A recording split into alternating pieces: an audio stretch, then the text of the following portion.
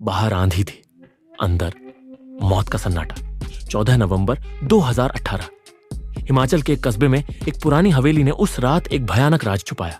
एक औरत की चीख, एक गोली की आवाज और फिर खामोशी। सुबह तक हवेली का मालिक गायब था। पुलिस को सिर्फ एक खून से सनी चिट्ठी मिली। सच बोलो या मर जाओ। क्या यह आत्महत्या थी, कत्ल या कुछ और जो आज तक कोई नहीं जानता? यह है खामोश हवेली का राजा की कहानी। हमारा चैनल सब्सक्राइब करें, वीडियो को लाइक करें और अंत तक बने रहिए। आखिरी ट्विस्ट आपको चौंका देगा। दर्शकों के लिए सूचना, यह कहानी काल्पनिक है, वास्तविक क्राइम से प्रेरित। किसी भी व्यक्ति या घटना से समानता संयोग है। हिंसा और सस्पेंस के थीम्स हैं। सावधानी बरतें। नीलकंठ एक शांत कस्बा, राठौर हवेली, जिसे लोग भूतहा हवेली कहते थे। 4 लोग, 4 मकसद। पहला, अर्जुन वर्मा, उम्र 32, फ्रीलांस जर्नलिस्ट, हवेली के रहस्य पर स्टोरी चाहता है। दूसरा, नैना चौधरी, उम्र 29, प्राइवेट इन्वेस्टिगेटर, गुमनाम क्लाइंट की तलाश में। तीसरा, राकेश मेहरा, उम्र 50 साल, रिटायर्ड बिजनेसमैन, हवेली से पुराना कनेक्शन। और चौथा, सान्या कपूर, उम्र 24 साल, यूट्यूबर, हवेली की डरावनी स्टोरी रिकॉर्ड करने आई। ये चारों अनजान थे, लेकिन हवेली ने इन्हें एक खतरनाक खेल में बांध दिया। हवेली में कदम रखते ही अर्जुन को एक पुरानी डायरी मिली, जिसमें 1980 के दशक के एक कत्ल का जिक्र था। राठौर परिवार की एक औरत की हत्या। नैना को एक तालाबंद कमरे में कागजात मिले जो राकेश को उस कत्ल से जोड़ते थे।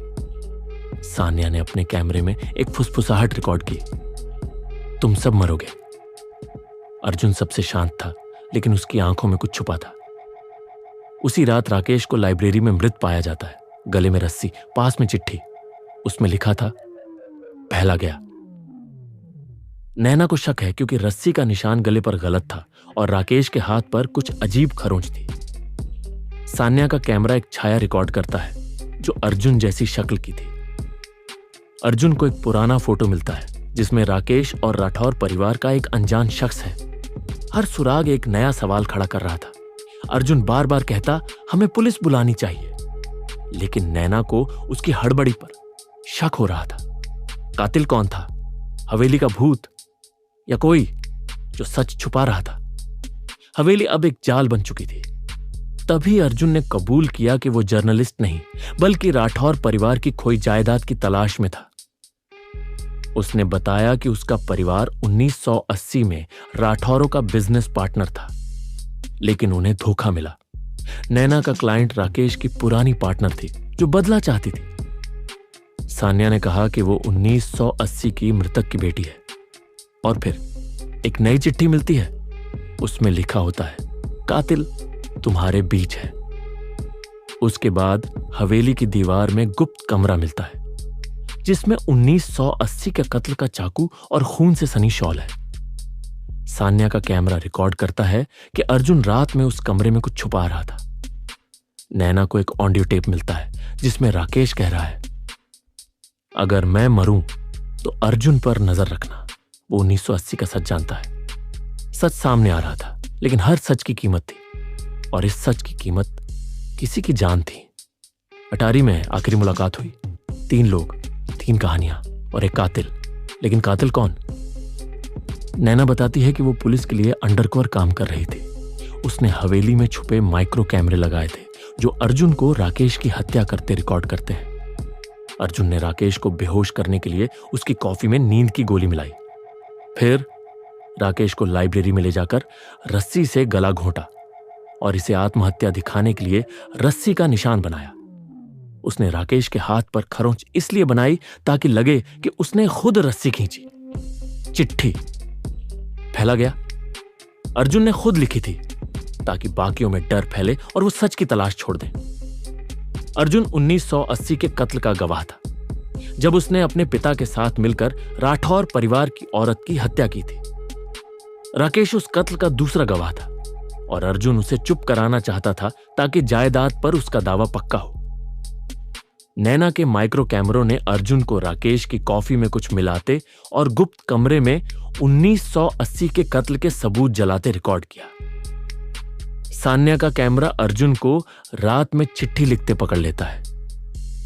नैना ने पुलिस को पहले ही अलर्ट कर दिया था और जब अर्जुन अटारी में सान्या पर हमला करने की कोशिश करता है उसे भी चुप करने के लिए, पुलिस उसे रंगे हाथों पकड़ लेती है। नैना मुख्य रूप से अर्जुन को पकड़ती है क्योंकि वो पुलिस के लिए काम कर रही थी और उसके कैमरों ने सबूत इकट्ठा किए। सान्या ने अपने कैमरे से अनजाने में अर्जुन को एक्सपोज किया। राकेश ने मरने से पहले ऑडियो टेप में अर्जुन का नाम लिया, जिससे नैना को उस पर फोकस करने का सुराग मिला। अर्जुन ने सोचा था कि वो परफेक्ट क्राइम कर लेगा, लेकिन उसकी एक गलती थी। वो भूल गया कि हवेली की दीवारें भी राज रखती हैं। नैना के कैमरों ने, सान्या की रिकॉर्डिंग ने और राकेश के आखिरी शब्दों ने उसे बेनकाब कर दिया।